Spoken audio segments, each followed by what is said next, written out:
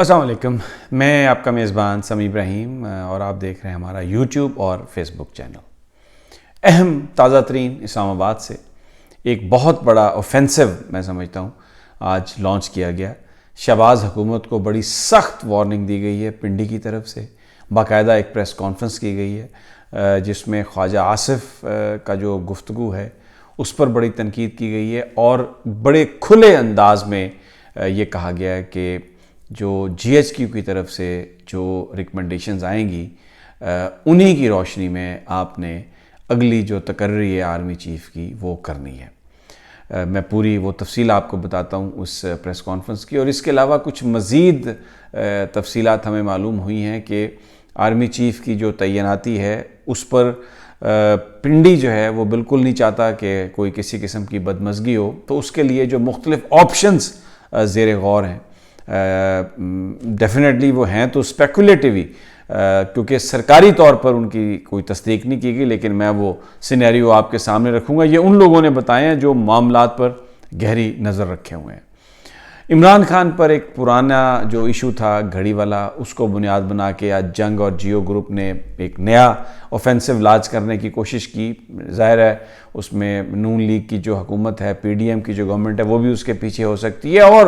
Establishment کے وہ کردار جو عمران خان سے جن کی مخالفت کسی سے ڈھکی چھپی نہیں، وہ بھی اس کے پیچھے ہو سکتے ہیں۔ لیکن جیسے ہی یہ خبر گھڑی والی جو کہ جی خریدار آ گیا سامنے، اور جس طرح اس نے گفتگو کی سوشل میڈیا پر جو سرویز ہوئے، جو گفتگو ہوئی، اس میں بہت بڑی تعداد نے، یعنی 80-90% لوگوں نے اس سارے پروپیگنڈے کو ریجیکٹ کر دیا اور کہا کہ یہ نئی بوتل میں پرانی شراب بیچنے کی کوشش کی گئی ہے، اور یہ سب کچھ جو کیا جا رہا ہے یہ پہلے ہو چکا ہے۔ اور پھر اس کا فواد چودھری نے اور پی ٹی آئی کے دوسرے قائدین نے اس کا جواب دیا کہ یہ جو گھڑی ہے اس کا باقاعدہ ٹیکس اس پر پے ہو چکا ہے، یہ گوشواروں میں اس کا اندراج ہے، اور یہ اس میں کوئی ایسی چیز نہیں ہے جس کا جواب عمران خان صاحب پہلے نہ دے چکے ہوں۔ بہرحال سیاست میں جو گرمی ہے اور وہ اپنی جگہ پر قائم ہے، اور ابھی تک ابہام کی صورتحال ہے۔ لیکن سب سے پہلے جو آج پنڈی نے جو ایک بہت سخت پیغام دیا ہے، اور پبلکلی یہ پیغام دیا ہے، آفیشلی اس کی کوئی کنفرمیشن نہیں، نہ ہی کبھی ہوئے گی، لیکن جنرل ریٹائرڈ فیض علی چشتی جو کور کمانڈر تھے جس وقت ضیاء الحق صاحب نے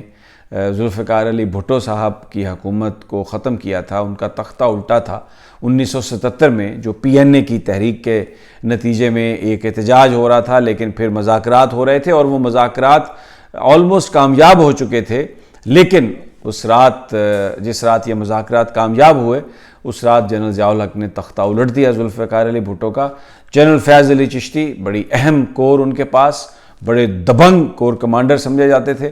ضیاء الحق کے ساتھ تھے، اور ذوالفقار علی بھٹو کا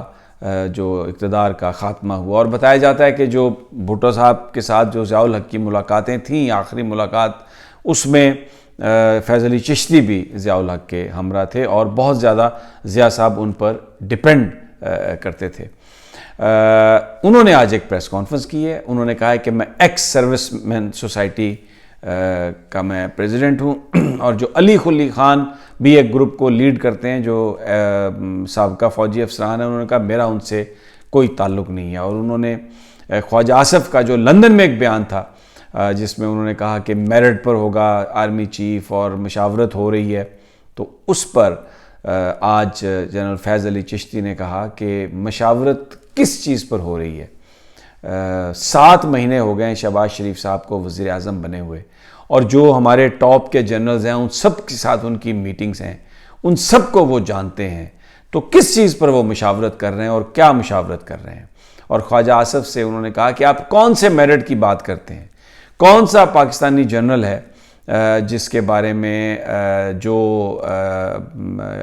جس کے بارے میں حکومت کو پتہ نہیں ہے؟ اور پھر خواجہ آصف صاحب مجھے ذرا بتا دیں، جنرل فیض علی چشتی نے کہا کہ مجھے ذرا بتا دیں کہ آپ کے پاس میرٹ ہے، آپ کے پاس کیا طریقہ کیا ہے کہ آپ جرنیلوں کا میرٹ جو ہے وہ آپ جانچیں گے اور وہ آپ کو دیکھیں گے۔ بہت ایک سخت پریس کانفرنس، گفتگو بہت سخت. انہوں نے کہا کہ یہ مذاق بنایا جا رہا ہے, یہ جس طریقے سے بات کی جا رہی ہے اس طریقے سے نہیں ہونی چاہیے تھی. مسلح افواج کے جو جنرلز ہیں ان کے بارے میں بات ہو رہی ہے. بس جو بھی جی ایچ کیو سے ریکمنڈیشن آتی ہے, آپ انپٹ ہے ان کی, اور ڈیفنس منسٹری جو ہے وہ جی ایچ کیو سے نام لے کے بھیجے گی, تو جو نام وہ دیں گے, جو ان کی ریکمنڈیشنز ہیں, جو بھی ایک بیسز ہیں,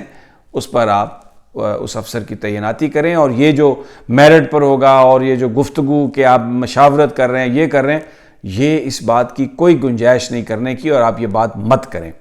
اس کے فوراً بعد خواجہ آصف صاحب نے گفتگو کی اور انہوں نے کہا کہ کوئی ابھی کنسلٹیشن نہیں ہوئی, اور 20-21 کے بعد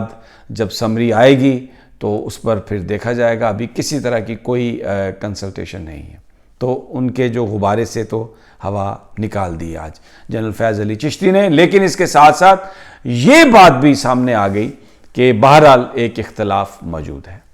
اب آ جائیں دوسری طرف کہ یہ جو آج عمران خان پر الزام تراشی کرنے کی کوشش کی ہے جیو ٹی وی نے, شاہ زیب خانزادہ نے اپنے تئیں ایک بڑی سٹوری بریک کی ہے, جس میں عمر فاروق نامی ایک شخص, اس نے کہا کہ گھڑی میں نے خریدی ہے. اور پھر فیصل وابڈا کا بھی بیان. فیصل وابڈا جس طرح انہوں نے اپنے آپ کو ڈسگریس کیا ہے عوام کی نظروں میں, پی ٹی آئی کی نظروں میں, اور انہوں نے اپنے آپ کو یہ بتایا کہ لگتا یہ ہے کہ وہ کسی کے اشاروں پہ ناچ رہے, ایک مکمل کٹ پتلی کی طرح ہیں وہ. انہوں نے اپنی عزت کو بہت خراب کیا, اور وہ خواہ تصدیق اور ساری کچھ, اور وہ جیو ٹیلی ویژن پر جو عمران خان کے خلاف بیانیے میں پیش ہے سب سے آگے ہے. اور اس پر جو بھی گفتگو ہوئی ہے, عمر فاروق نے آج یہ بتایا کہ جیو ٹیلی ویژن کے میر ابراہیم کو میں نے بتایا کہ جناب یہ گھڑی جو ہے عمران خان صاحب نے جو بیچی تھی وہ میں اس کا خریدار ہوں. تو اس پر انہوں نے ٹیلی فون پر میری پپی لی اور فوری طور پر مجھے کہا کہ آپ پروگرام میں بیٹھ جائے, اور میں پروگرام پہ بیٹھ گیا ہوں آ کے. اور انہوں نے کہا کہ اس کی قیمت کے بارے میں بھی جس طریقے سے گفتگو کی, اور اپنے تئیں انہوں نے کہا کہ میں نے وہ 5 ملین کی گھڑی جو تھی وہ میں نے سستی لے لی, 2.5 ملین میں لے لی. تو اس پر فواد چودھری نے بہت جو عمران خان صاحب کا موقف ہے جو پہلے بھی آ چکا ہے, اور انہوں نے کہا کہ یہ جس شخص کو گھڑی بیچنے کا دعویٰ کیا ہے جیو گروپ نے, ان کو گھڑی فروخت نہیں کی گئی, اور جو عمران خان سے اس شخص کا بالواسطہ یا بلا واسطہ بالکل کوئی کسی حوالے سے تعلق ہی نہیں ہے, اور یہ سارا کچھ ایک فراڈ ہے, اور یہ اسی لیے کیا جا رہا ہے. اس سے پہلے بڑے یہ کیمپین بلڈ کی گئی کہ آج 10 بجے بڑی آپ کو امپورٹنٹ خبر ملے گی اور نہ جانے کیا ہوگا, لیکن اس کو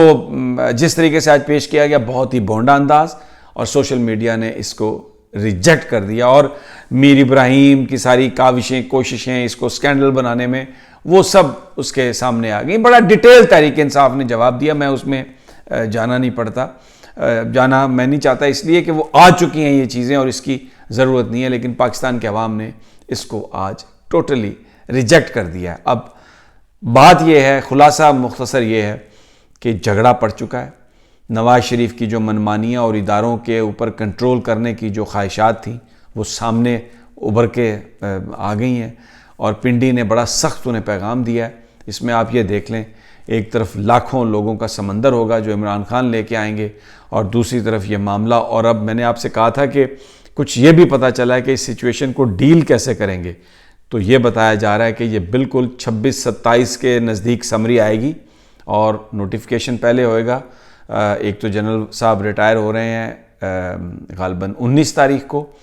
تو ان کے جو ریٹائرمنٹ کی نوٹیفیکیشن کے ساتھ ہی ایک اور نوٹیفیکیشن بھی ریٹائرمنٹ کا ہو سکتا ہے. اگر نہیں تو 26-27 کو یہ سمری آئے گی. اور جن کو بڑا بڑھا چڑھا کے بیان کیا جا رہا ہے حکومت کے نمائندوں کی طرف سے کہ وہ بنیں گے ملٹری چیف, تو اگر ان کو بنانے کی کوشش کی گئی تو پھڈا ہے. سمری میں ویسے ان کا نام ہی نہیں ہوگا جو مجھے بتایا جا رہا ہے, اور اس کے پار ایکٹ کرنا پڑے گا اکارڈنگلی. اب لیٹس سی کیا ہوتا ہے, ہم آپ کو تازہ ترین دیتے رہیں گے. انشاءاللہ جلد ملاقات ہوگی, اللہ نے کے بعد.